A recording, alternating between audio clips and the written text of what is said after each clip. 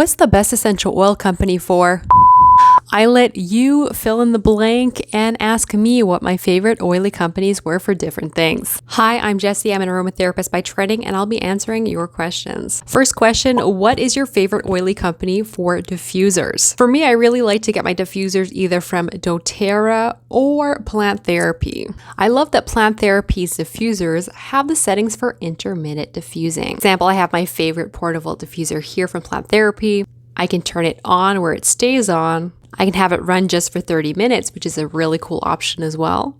Have 5 minutes on, 5 minutes off, and 30 seconds on, 30 seconds off. Different diffusers have their own intermittent settings options. However, I love that Plant Therapy offers that. For doTERRA, what I've seen, they don't offer a lot of intermittent settings. If so, it's not exactly the ones I'm looking for, but I love how doTERRA's diffusers are just really durable. They last long. At least mine have lasted really long. And on the inside, I feel like doTERRA's diffusers are easier to clean than my Plant Therapy ones, or at least compared to my portable diffuser from Plant Therapy, because I don't have any other ones. Feel free to drop your favorite diffuser down below. Next, best essential oil company for safe information. If you guys know me, you'll know that's why I love Plant Therapy and why I'm an affiliate. So of course, there's links and codes down below in the description. But I love that they have aromatherapists on staff, aromatherapists that create blogs. And honestly, the information that I find with Plant Therapy and on their blogs is just something that really aligns with my aromatherapy certification training. And it's probably the only essential oil company that I truly feel comfortable referring someone to in terms of essential oil safety information. Next, we have carrier oils. For me, I really like Plant Therapy. They have a huge selection. I'd say that probably 80 to 95% of the time when I order butters or carrier oils, it's always from Plant Therapy. However, on occasion, I also buy from New Directions Aromatics Canada because they have a nice selection and it is more affordable if you're buying in bulk. And I do say New Directions Aromatics Canada because I cannot speak for the other New Directions Aromatics because I've heard different reviews on it.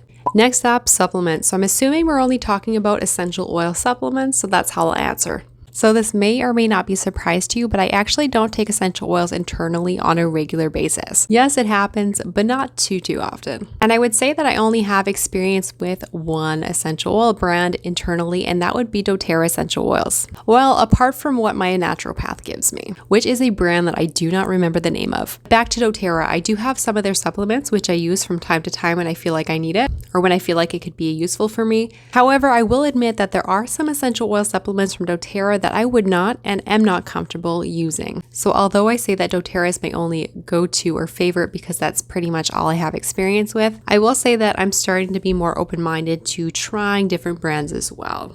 Also, for those who may not know, I am taking a course on the internal usage of essential oils. So I do sometimes make up my own recipes for internal usage. My intention is to be more self-sufficient with that, while also being open to pre-made supplements. Favorite essential oil for oils you'd consider ingesting. So I have shared about this in my essential oil brand journey. Feel free to watch the video if you want to see it more in depth. But to sum it up, I would say that personally, at this moment, the essential oil brands that I'm comfortable with and open with using internally would include doTERRA essential oils, Florian essential oils, and Revive essential oils. Just a quick promo, if you ever decide you want to use or try essential oils from Revive, I am an affiliate, so there is a link and code down below in the description. Favorite essential oil for children. This is something that will get me going on a rant. So as a whole, essential oils aren't dangerous for children. However, there are some essential oils that are considered to be safe and some essential oils that are considered to be unsafe. So if you know what to look for and you know which essential oils are safe for children and which ones specifically aren't, then well, any brand that sells truly pure essential oils is fine. However, let me say that there are a lot of essential oil brands that have their own kids lines and essential oils that are safe for kids that, quite frankly, I would not recommend.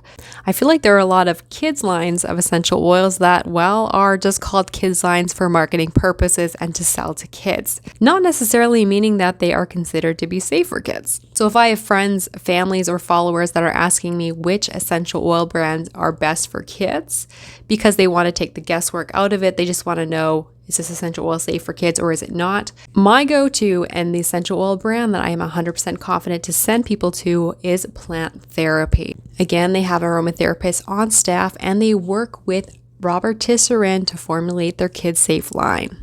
So basically, if you haven't seen it, Plant Therapy will have the Kid Safe logo on all their essential oils that are considered to be safe for children. Of course, don't forget to follow general safety guidelines such as diluting. However, from an oil to oil basis and batch by batch, they are assessed to see whether or not this essential oil is considered to be safe for children. Of course, there are some essential oils that do not have the Kid Safe logo that I would be comfortable personally using with kids, depending on the circumstance and depending why that essential oil is marked as kid safe or not kid safe. However, if you don't really have the know-how of when a non-kid safe essential oil can be used on children, you can definitely just look at the label and just not use it with children if it's not kid safe. So Plant Therapy really keeps it simple and keeps the guesswork out of it.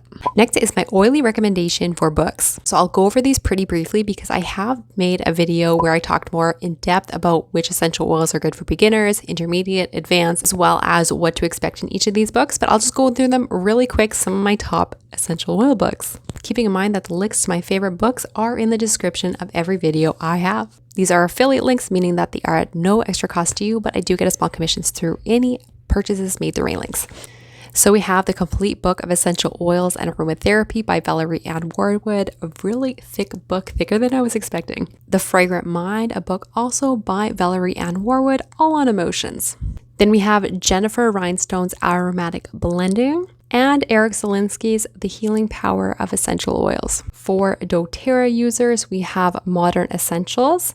And my go-to safety book is Essential Oil Safety by Robert Tisserand and Rodney Young.